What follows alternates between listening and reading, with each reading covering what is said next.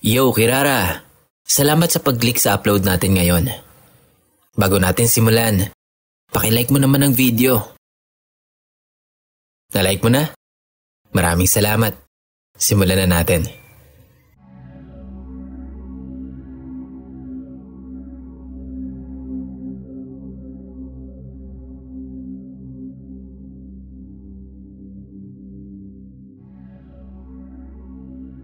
Good morning, Sir Kira. Ako po si MJ. Palaging nakikinig sa iyo yung pamangkin ko. Kaya nahawa na din ako sa pakikinig sa inyo. Naging favorite ko yung estudyante horror stories. Sana masundan din po yung school tales. And follow up ko na lang din po yung mga kasunod ng kuyang at misteryo sa kumbento. Para sa pamangkin ko, abang na abang kasi sila dyan. Pati na rin po yung mga kwento ni Sir Amadeus. Sorry po sa mahabang intro. Itong isi-share ko sa inyo ay nangyari noong grade 5 ako. Sa school kung saan ako nag-aral ng elementary.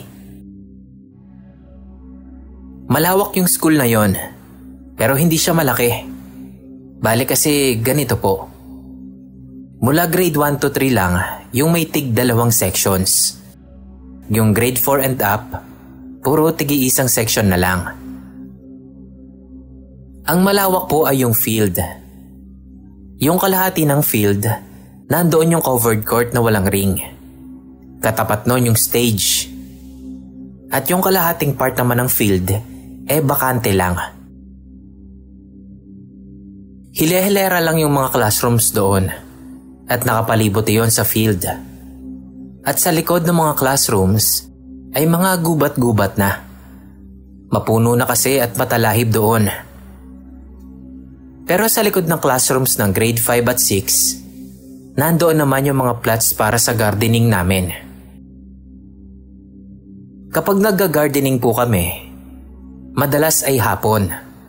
Mga 3 or 4 kasi last subject na namin yung home economics. Pero kahit maaraw pa kaming nagsisimula, okay lang din dahil malilim naman. Salamat sa mga puno. Naalala ko noon, tuwing nagga-gardening kami, which is once a week, may nakakausap akong isang batang lalaki na halos kaedad ko lang din. Hindi ko matandaan kung nasabi niya ba sa akin yung pangalan niya o hindi. Kasi hindi ko talaga maalala kahit anong isip ko ngayon. So yun nga, pag nasa likod na kami, madalas ko siyang makitang nakaupo sa tabi ng malaking puno. Yung puno na namumunga ng helicopter. Sorry, hindi ko maalala kung anong tawag sa puno na yon. Basta kulay brown yung bunga niya, nahugis kakao. Na kapag biniyak mo, yung mga buto sa loob nun ay kulay brown din, na parang may isang pirasong pakpak. Na kapag ihinagis mo pa itaas, babagsak siya na umiikot. Kaya mukhang helicopter. Sorry, nakalimutan ko talaga yung tawag eh. Paki-edit mo na lang, Sir Kira, kung alam mo yung tinutukoy kong puno. Nakakahiya eh. So yun nga, unang kita ko sa kanya, nilapitan ko siya. Tinanong ko kung anong ginagawa niya doon sa may puno. May hinihintay lang daw siya. Tinanong ko kung sino. Sabi niya, kung sino daw ang sasama. Sasama saan ka ako? Sabi niya, sa amin. Gusto mo, sama ka? Maganda dun sa amin. Maraming masasarap na pagkain at mga laruan. Sabi ko naman, hindi ako pwede. Mapapagalitan ka ako ni ma'am. At saka ng tatay ko pag hindi niya ako nadatnan dito sa school. Nung time kasi na yon, hatid sundo pa ako ni Papa sa school hanggang sa makagraduate ako ng elementary. Naka-uniform din yung batang yon, nakatulad ng sa amin. Kaya naisip ko na estudyante din siya doon. Sinabihan ko siyang bumalik na sa room nila dahil baka mapagalitan siya ng teacher nila. Hindi siya sumagot Kaya naman bumalik na lang ako sa flat namin. Baka kasi sumbong pa ako ng mga groupmates ko na wala akong ginagawa. Hindi ko na siya nakita paglingon ko ulit sa puno. Akala ata isusumbong ko siya kay ma'am. Kaya siguro nagmamadaling magtago o umalis. Yan yung nasa isip ko noon.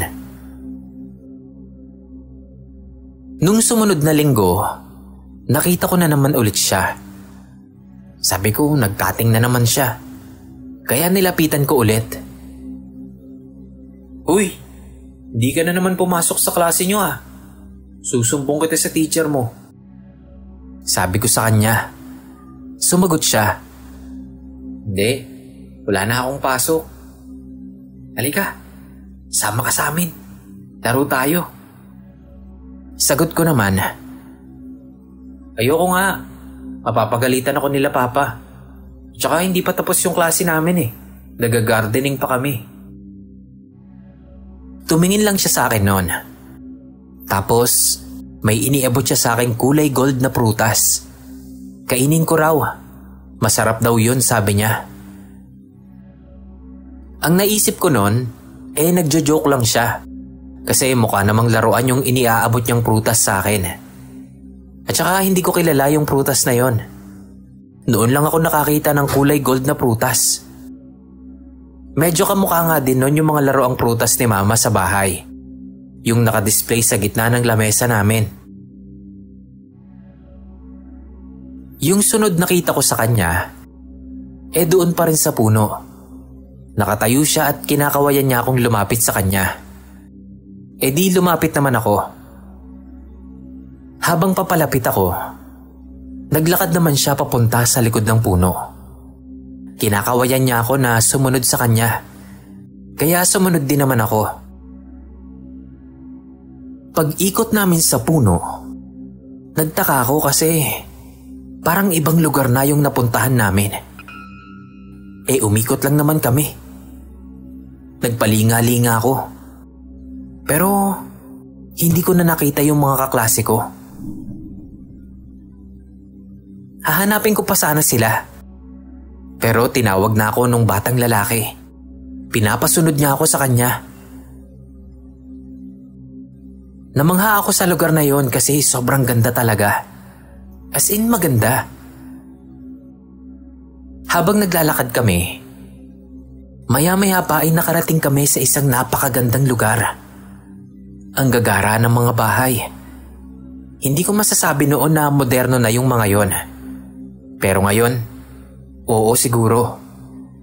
Pero parang mas magaganda pa rin yung mga bahay na nakita ko doon kesa sa mga bahay ngayon. Actually, may ilang bahay na akong nakita na medyo hawig sa mga design ng bahay na nakita ko doon. Nakakita din ako ng magagarang puno. Yung iba kulay gold. Meron ding kulay silver. Na doon ko lang talaga nakita. Kasi hanggang ngayon, wala pa akong nakikitang katulad doon. At malamang, doon nang galing yung gold na prutas na ibinibigay niya sa akin. Maya-maya, may sumalubong sa amin na napakagandang babae. Sobrang puti at sobrang tangos ng ilong. Parang nagliliwanag pa nga siya sa kaputian niya. Tumingin ito sa akin. Ngumiti lang, sabay baling ng tingin sa batang kasama ko. Sir Kira, base sa nakikita ko sa kanila, alam kong nag-uusap sila noon. Dahil bumubukas yung mga bibig nila at nagmumuestra pa ng kamay. Pero wala akong naririnig sa pinag-uusapan nila. Para bang walang boses na lumalabas sa mga bibig nila. Parang pinapagalitan ng magandang babae yung bata. Halata kasi sa pag-uusap nila. Tapos, tumingin ulit sa akin yung magandang babae. Hindi ko siya nakitang nagsalita. Pero parang naintindihan ko siya. Hinawakan niya ako sa balikat. Tumalikod at saka kami naglakad. Inakay niya ako pabalik sa puno. Saglit lang nun, nandoon na agad kami. parang ang dami naming dinaanan kanina nung bata. Lumakad ako paikot sa puno habang nakatanaw pa rin sa akin yung babae. Eto, Sir Kira. Pag-ikot ko sa puno, gabi na. As in, madilim na yung buong paligid. Samantalang doon naman sa pinanggalingan ko, maliwanag na maliwanag pa. Paglingon ko ulit doon sa babae, wala na ito. Sinubukan ko pa ulit na umikot sa puno. Pero wala. Madilim na talaga. Gulong-gulo ang isip ko nung mga sandaling yon. Paanong nangyari yun? Doon na ako unti-unting nakaramdam ng kaba at takot. Tumakbo ako palabas ng school. Pagdating ko ng covered court, bukas na bukas ang mga ilaw doon. Kaya agad akong nakita ng guard. Napasigaw pa ito pagkakita sa akin. At parang alalang-alala si Manong. San daw ba ako nang galing? Kanina pa raw ako pinag-ahanap ng mga magulang ko. Dinala agad ako ni Kuya Guard sa barangay hall. At hindi naman nagtagal, dumating sila mama at papa. Niyakap agad ako ni mama habang umiiyak. Si papa naman mangiyak-ngiyak din nun. Parang gusto niya akong pagalitan na hindi. Ang dami nilang tanong nun, pero hindi ako nakasagot. Kasi parang nawiwindang pa yung utak ko sa nangyayari. Pagdating namin sa bahay, doon pa lang ako nakapagkwento sa kanila. Sinabi ko lahat ng nangyari. Hindi sila halos makapaniwala sa ikinuwento ko. Kaya naman kinabukasan, ipinatawas nila ako. Nakita ng albularyo na napagkatuwaan daw ako ng isang batang engkanto na isama sa kanila. Natawa daw sa akin ito kasi ako pa lang ang unang taong kumausap sa kanya. Tinanong ako ng albularyo kung may ipinakain o ibinigay sa akin. Naalala ko nga yung gold na prutas. Pero sabi ko, hindi ko tinanggap o kinain dahil kakaiba nga ito. Dito ako nagulat, Sir Kira. Kasi hindi pa naman ako nagkukwento nun. Wala pa kaming sinasabi nila mama at papa. Pero yung albularyo, may ipinakumpirma sa akin. May nakita din daw ba akong isang babae doon? Nanlaki yung mata ko nun. Kaya parang kinumpirma ko na rin yung sinabi niya. At ang sabi ng albularyo, na malamang daw ay nanay ng batang engkanto yung magandang babae na yon, na siyang nagpauwi sa akin at tumulong na makabalik ako sa mundo ng mga tao. Mabubuting engkanto naman daw yung mga nakasalamuha ko doon, kaya wala kaming dapat ipag-alala. Natuwa lang daw talaga sa akin yung batang engkanto. Pero nagpahabol pa yung albularyo na talaga namang ipinagpasalamat ko. Sabi niya, mabuti na lang daw at yung nanay na engkanto ang unang nakakita sa akin. Kasi kung hindi, o kung iba raw, hindi niya raw masisiguro kung magagawa ko pang makabalik sa mundo natin.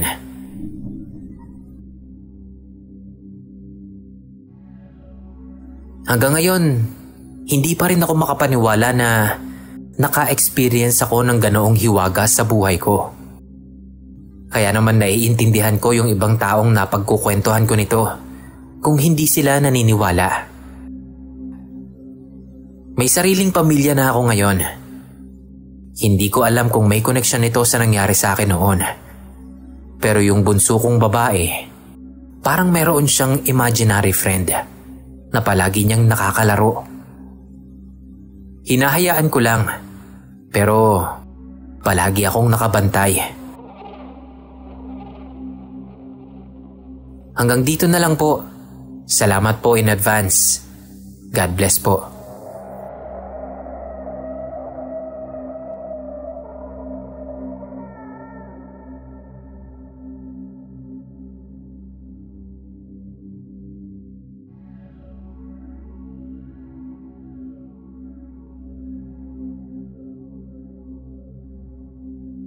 Hello Sir Kira, tawagin mo na lang akong Bea.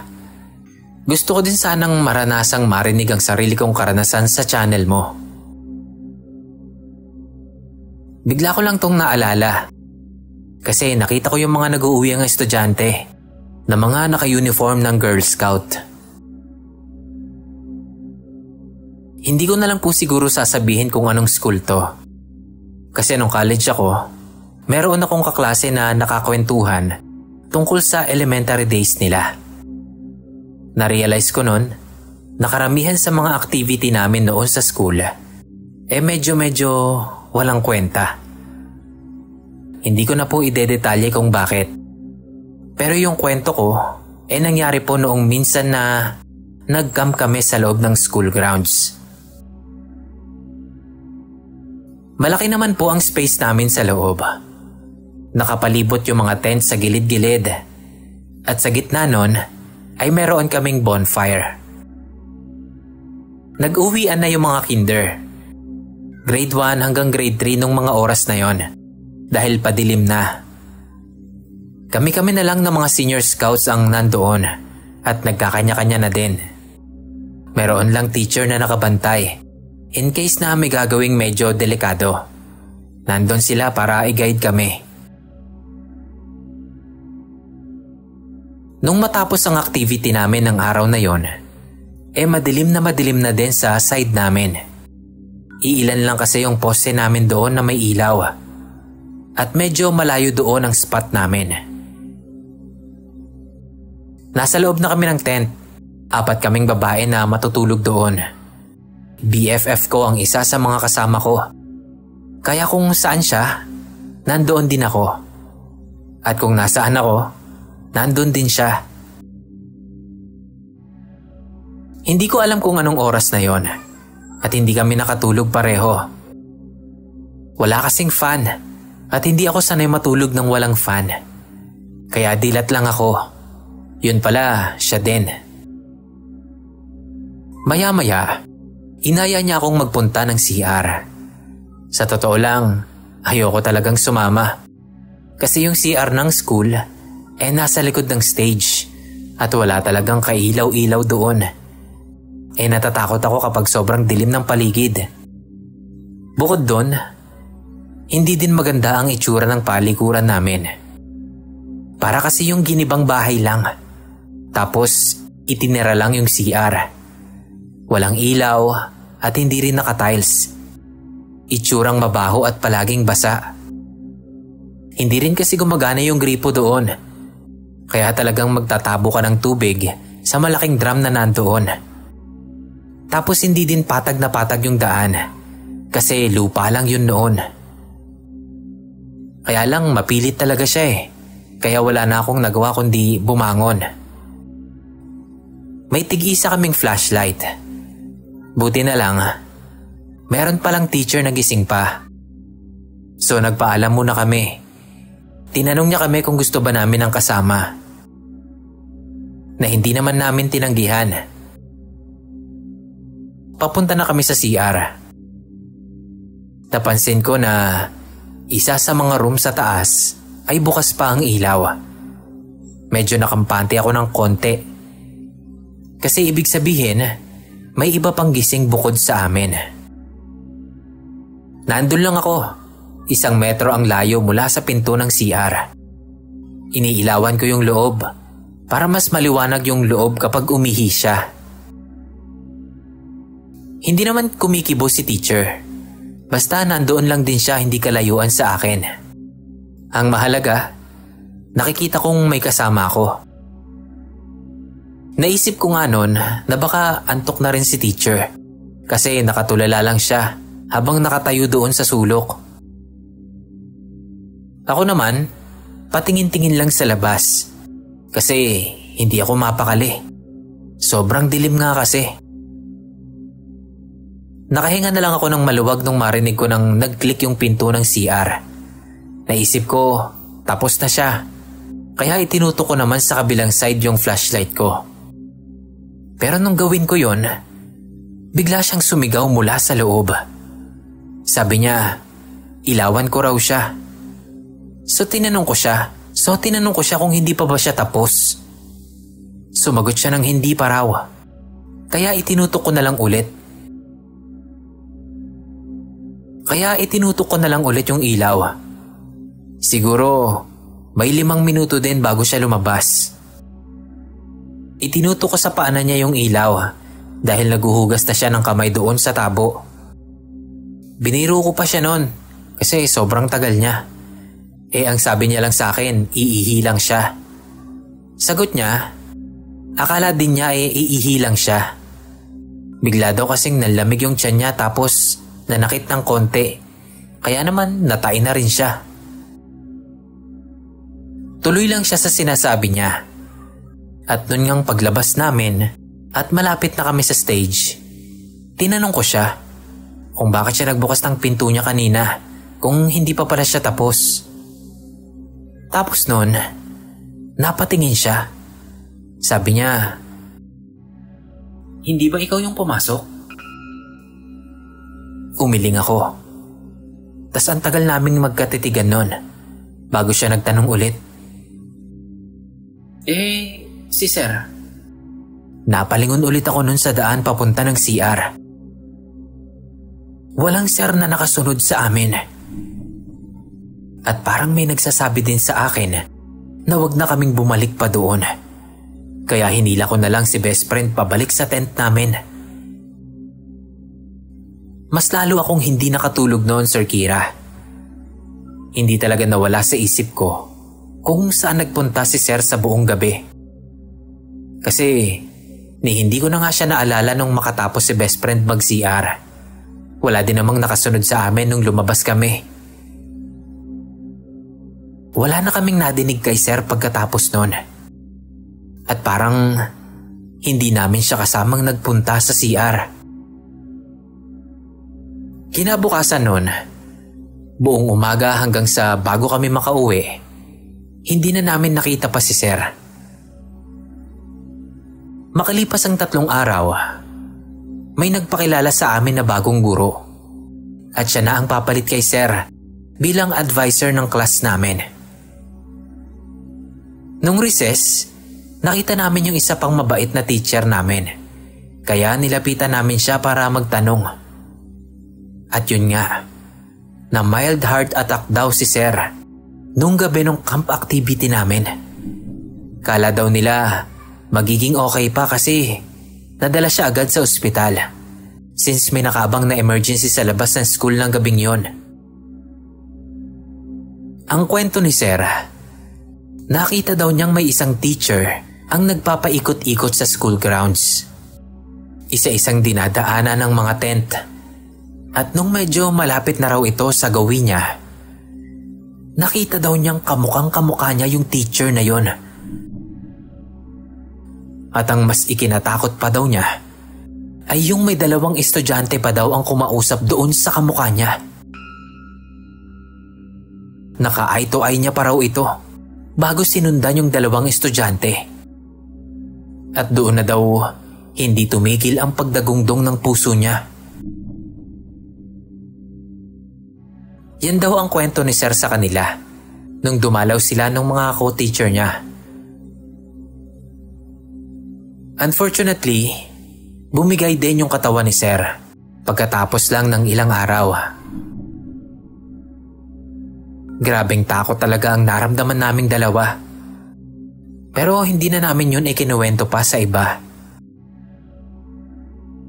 Ngayong matanda na ako, sigurado akong doppelganger yung teacher na sumama sa amin sa CR. Kaya pala, hindi na namin siya nakita pagkatapos nun. Hanggang dito na lang po, Sir Kira. Salamat po ng marami kung mabasa nyo ito. More power and God bless po.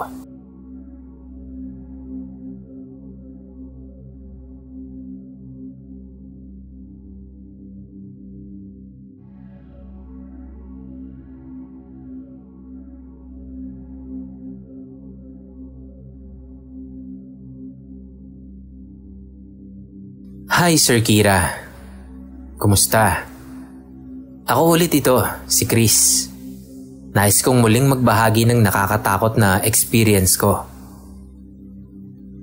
Muli, nagpapasalamat ako sa mga shared stories ko na naisasama mo sa narrations mo sa channel. Itong experience na ibabahagi ko hindi ko personal na karanasan. Pero naging kabilang ako sa mga pangyayaring ito. Sisimulan ko na. PS. Yung main character po dito ay itago na lang natin sa pangalang Anne para sa privacy niya. Maraming salamat po. Si Anne ay pamangkin ng advisor namin noong grade 5 kami. Sa pagkakatanda ko, grade 2 pa lang siya noon. Madalas siyang nasa room namin kapag break time o kapag uwian na nila. Dahil nga binibisita niya ang kanyang tita na teacher namin. Magandang bata si Anne. Simple lang, mahinhin, at may pagka-introvert dahil laging nakatahimik lang siya kapag nasa room namin. Pag kinakausap naman namin siya, tumutugon naman. Kapag nakakulitan mo, ayun at nakikipagkulitan rin naman siya.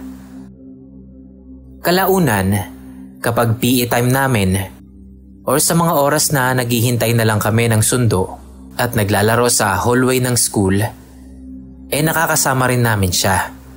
Kumbaga, naging close na rin siya sa aming mga grade 5 students. So normal naman. Then lumipas ang mga araw, napansin ng iba naming mga kaklase na parang nagsasalitang mag-isa si Anne. Sa pagkakatanda ko pa nga, merong isa sa amin ang nagsabi noon sa advisor namin. Pero hindi na lang din pinansin dahil nga bata at naglalaro lang mag-isa.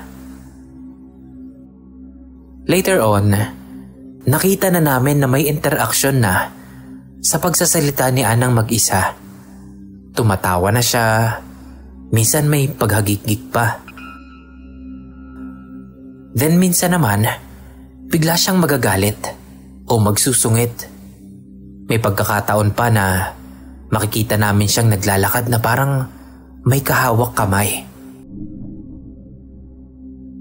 So kami, nagtataka na nun kung ano ba talagang nangyayari sa batang yon. Kaming magkakaklase, wala sa hinagap namin ang mag-isip ng nakakatakot. Bagkus, puro curiosity lamang ang naiisip namin. Siguro dahil na rin nga sa Christian school kami nag-aaral, kaya wala sa utak namin ang mga ganoong bagay. Hanggang sa hindi na nakapagpigil ang isa naming kaklase. Ang sabi niya, tatanungin niya na si Anne kung ano bang nangyayari dito, kung bakit ito nagsasalitang mag-isa. So nasa hall kami noon, dahil uwian na at naghihintay na lang kami ng mga sundo namin.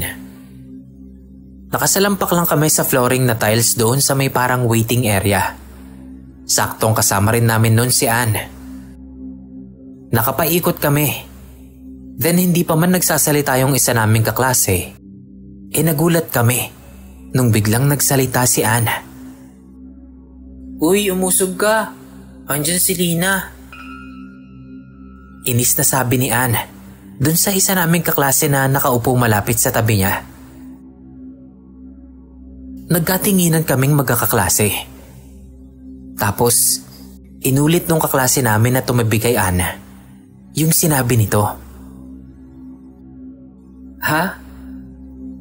Lina? Sino yun, be?" Itinuro ni Anne ang direkta. "Eto katabi ko, si Lina. Hindi niyo ba siya nakikita?" Sir Kira, doon na kami pare-parehong ginapangan ng takot sa katawan. Pero nagtugma ang mga isip namin noon na panatilihing kalmado ang mga sarili. Parang mas naisip namin na wag naming mainis o ma-offend si Anne. Siguro dahil na rin sa pamangkin siya ng advisor namin at baka sabihin binubuli namin siya. Kaya naman mas minabuti namin na kumalma na lang. Nagtanong yung isa naming kaklase. Paano mo nakilala si Lina? Tsaka anong itsura niya? Sumagot si Anne. Wala. Nakita ko lang siya. Tapos sabi niya, gusto niya daw ng kasama. Tapos kung nasan ako, pumupunta siya doon. Lagi siyang sumusunod sa akin. Cute siya tapos kulay green yung mata niya. Hindi namin alam kung maniniwala ba kami o kung ano. Pero pare-pareho kaming wala pang gaanong karanasan o narinig sa iba na parehong istorya. So in short, skeptical kaming lahat. Hi Lina! Sabi nung isa naming kaklase habang kumakaway. Sumagot si Ann ng, wala na, umalis na siya kanina pa. Tapos sabay-sabay na lang kaming nagtawanan. Naulit pa ang mga ganoong senaryo na kapag nasa room, laging may space sa kung nasaan nakapwesto si Ann. Basta kung saan siya nakaupo o nakatayo, ay nagpapanatili kami ng espasyo. Hindi kami dumidikit ng todo sa kanya dahil nagagalit daw si Lina. Basta daw kung nasaan siya, ay naroon din si Lina. Kahit sa playground. Kapag uupo siya doon sa malaking swing na pangdalawahan, walang uupo sa tabi niya dahil kasama niya raw doon si Lina. Naging normal na lang para sa amin yung ganoong pangyayari kay Ann. Hanggang sa may isang pagkakataon na pumasok sa room namin yung mama ni Ann. Kita niya ng harapan na naglalaro ng Jack and Poy si Ann at tumatawang mag-isa. Tapos ang sabi pa nito, talo ka? Wala namang ganyan eh. Pagkatapos nun, ay napatingin yung mama niya sa advisor namin. Pagkatapos, narinig namin silang nag-uusap. Sabi, kailangan daw ipag-pray over si Ann dahil hindi normal para sa isang bata ang magkaroon ng kaibigan na hindi nakikita o suma total, hindi tao.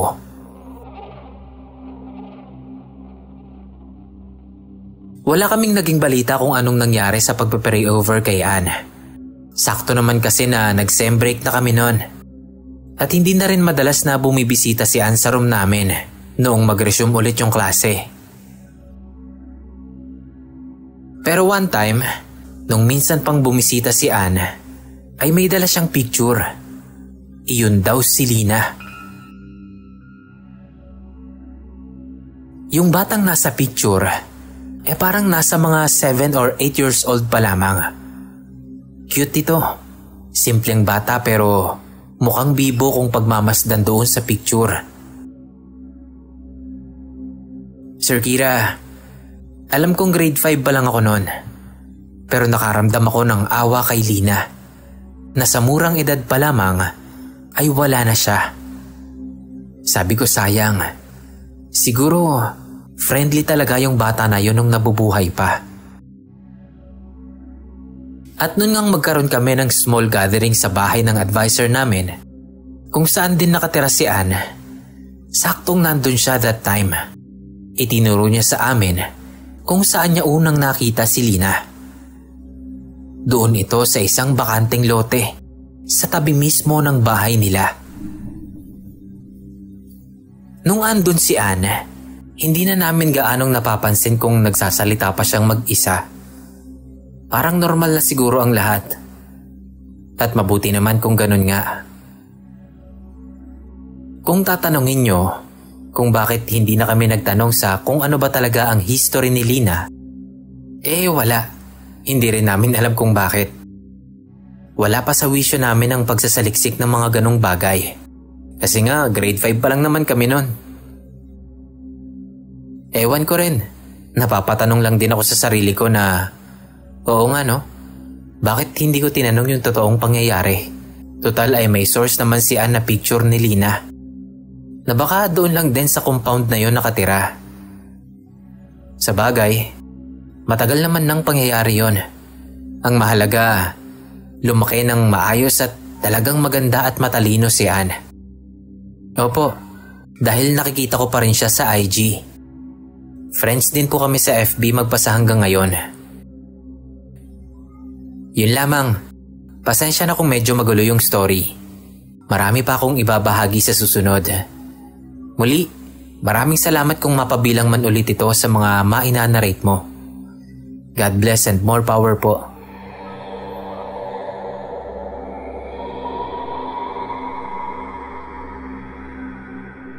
Yo Kirara, maraming salamat sa pakikinig sa episode natin ngayon. Pakilike naman po ng video natin at pakisubscribe na rin po kung hindi pa kayo nakapag-subscribe. Hanggang sa muli po, salamat.